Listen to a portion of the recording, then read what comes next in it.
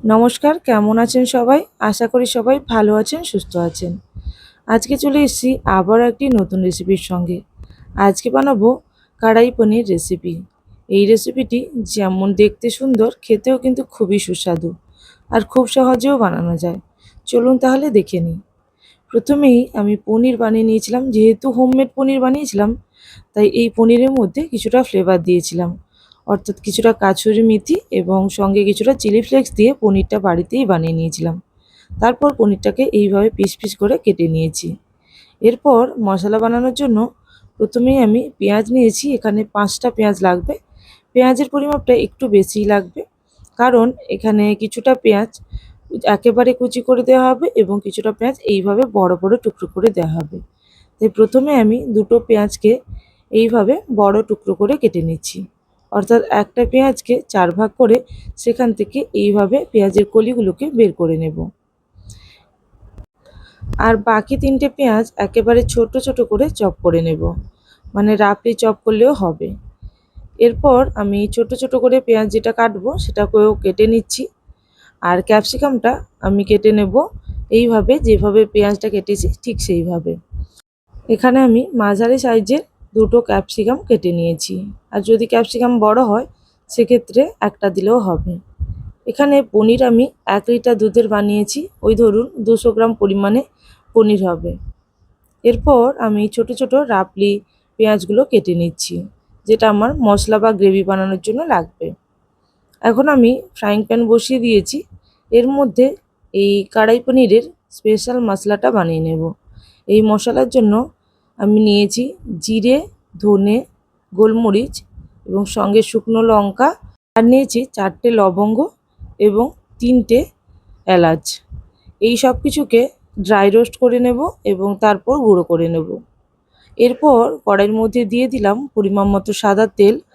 এরপর পনিরগুলোকে ভেজে নেব। পনিরগুলো আমি যেহেতু আগে থেকে পিস পিস করে রেখেছি, তাই এইভাবে এক এক করে দিয়ে ভেজে নিচ্ছি।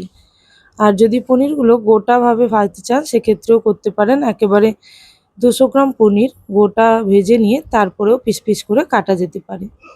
এখানে আমি পনিরের মধ্যে দিয়ে দিচ্ছি ফ্লেভারের জন্য কিছুটা লবণ এবং কিছুটা লাল লঙ্কার গুঁড়ো।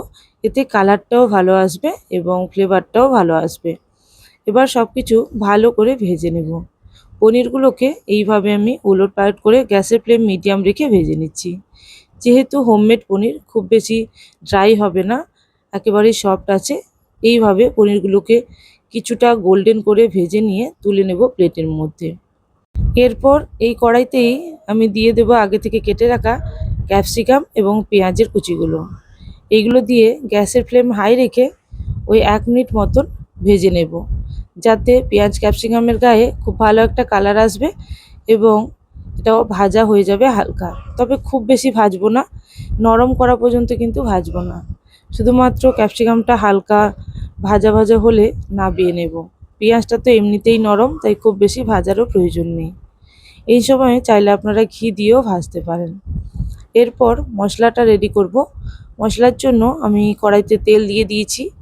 এরপর আমি দিয়ে দিলাম জিরে। এখানে খুবই অল্প পরিমাণে গোটা জিরে দিলাম। জিরেটা একটু হালকা ভাজা হলে এর মধ্যে আমি পেঁয়াজের কুচি দিয়ে দেব। পেঁয়াজ কুচি দিয়ে বেশ ভালো মতন ভেজে নিতে হবে। এই রান্নাতে মশলাটা যতটা ভালোভাবে ভাজা হবে, ততই মশলার টেস্ট ভালো হবে। পেঁয়াজ যাতে খুব তাড়াতাড়ি সফট হয়ে যায়, তাই আমি এখানে অল্প লবণ দিয়ে দিচ্ছি। লবণের পরিমাপটা আপনারা অবশ্যই খেয়াল রাখবেন, যেহেতু এখন লবণ দেওয়া হচ্ছে, পরে লবণ দিলে অবশ্যই কিন্তু খেয়াল করে লবণ দিতে হবে। এখানে আমি হাফ টিস্পুন মতন লবণ দিলাম। এতে করে পেঁয়াজটা খুব তাড়াতাড়ি ভাজা হয়ে যাবে এবং পেঁয়াজের কালারটাও খুব ভালোভাবে আসবে আর পেঁয়াজটা তাড়াতাড়ি সফট হয়ে যাবে। ওই 1 মিনিট মতন ভালো মতন নাড়াচাড়া করে নিয়েছিলাম। পেঁয়াজটাও কিন্তু খুব ভালো মতন এখন ভাজা হয়ে গেছে। এবার আমি এর মধ্যে দিয়ে দেব আদা রসুনের পেস্ট। এটা দেওয়ার পরে আবারও খুব ভালো করে নাড়াচাড়া করে ভাজতে থাকবো। এতে করে পেঁয়াজের সঙ্গে সঙ্গে আদা রসুনটাও খুব ভালো মতন ভাজা হয়ে যাবে। সব কিছু যখন ভালো মতন ভাজা হয়ে যাবে, এরপর আরও কিছু গুঁড়ো মশলা দেব। যেমন বেশি কিছু মশলা এখানে বাকি আছে, হলুদ সঙ্গে লঙ্কার গুঁড়ো, সেইগুলোই দিয়ে দেব।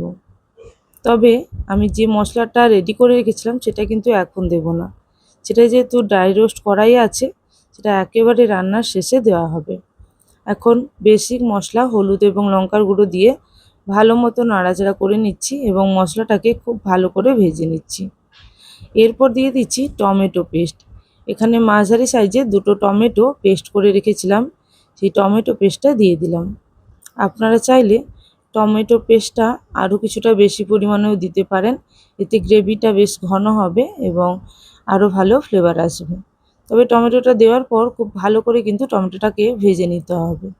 আর এখানে দিলাম অল্প পরিমাণে ঘি। এই ঘিটা একেবারে প্রথমেই দেওয়া যেতে পারত, যখন আমরা মশলা রেডি করার জন্য পেঁয়াজ দিয়েছিলাম সেই সময়, কিন্তু আমার যেহেতু খেয়াল ছিল না তাই আমি কিছুটা পরেই দিলাম। তাতে কোনো রকম অসুবিধা হবে না। এইবার মশলার সঙ্গে খুব ভালো করে সমস্ত কিছু ভাজা হয়ে গেছে। এবার দেখুন মশলাটা একেবারে কিন্তু গোল্ডেন কালার চলে এসছে। এই সময় আমি দিয়ে দিচ্ছি মশলার বাটি ধোয়া জল। এটা দেওয়ার পরে আবারও মশলাটাকে খুব ভালো করে নাড়াচাড়া করে নেব। যেহেতু মশলাটা একেবারে ড্রাই হয়ে গেছে তাই আমি এখন এই জলটা দিলাম। এরপর দিয়ে দিচ্ছি অল্প জিরে গুঁড়ো এবং অল্প ধনে গুঁড়ো। খুবই অল্প পরিমাণে দিলাম, কারণ যে মশলাটা ভেজে রেখেছি তার মধ্যেও অল্প পরিমাণে দেওয়া আছে।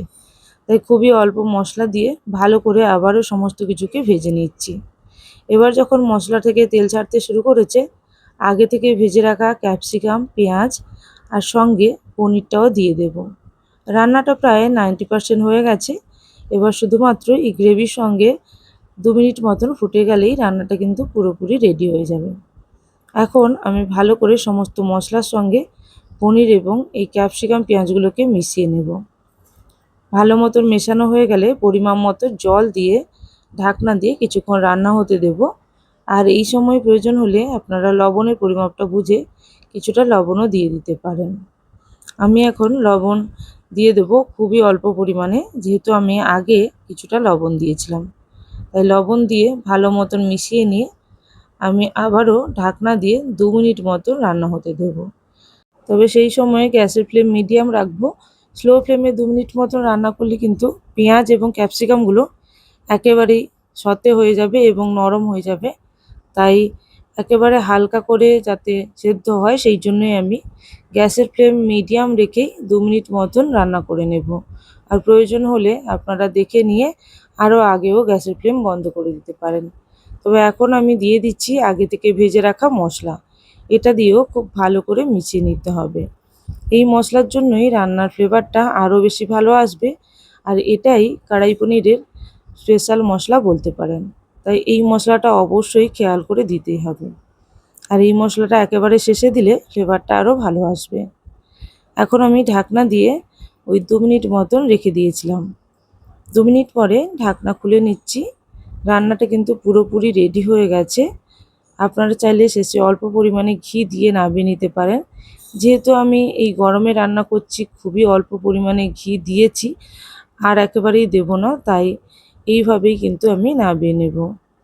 আর আপনারা যদি ঠান্ডার সময় এটা করেন তাহলে কিছুটা ঘি বেশি করে দিয়ে রান্না করতে পারেন। এবং একেবারে শেষে কিছুটা ফ্রেশ ক্রিম দিয়ে দেব। তারপর মিশিয়ে নিলেই রান্নাটা কিন্তু পুরোপুরি রেডি হয়ে যাবে। এইভাবে ফ্রেশ ক্রিমটা আমি দিয়ে দিলাম। ফ্রেশ ক্রিমটা একেবারে শেষেই দিতে হবে এবং গ্যাসের ফ্লেম এই পর্যায়ে স্লো করে বা একেবারে বন্ধ করে দিতে হবে। না হলে ফ্রেশ ক্রিমটা দেওয়ার পরেই ফ্রেশ ক্রিমটা কেটে যাবে এবং এতে করে ভালো ফ্লেভার আসবে না। তাই এই পর্যায়ে আমি আবারও গ্যাসের ফ্লেম অফ করে দিয়েছি এবং সব কিছুকে ভালো মতন মিশিয়ে নিলাম। এরপর গরম গরম রুটির সঙ্গে আমি এটাকে পরিবেশন করছি। তাহলে রেসিপিটি কেমন লাগলো অবশ্যই কিন্তু কমেন্ট সেকশানে জানাবেন। বাড়িতে যদি বানান অবশ্যই আমাকে জানাবেন যে আপনাদের বানিয়ে কেমন লাগলো। তাহলে আজকের জন্য এই পর্যন্ত। আবারও চলে আসবো নতুন কোনো রেসিপির সঙ্গে। ততক্ষণের জন্য সবাই ভালো থাকবেন, সুস্থ থাকবেন। Thank you for watching my video.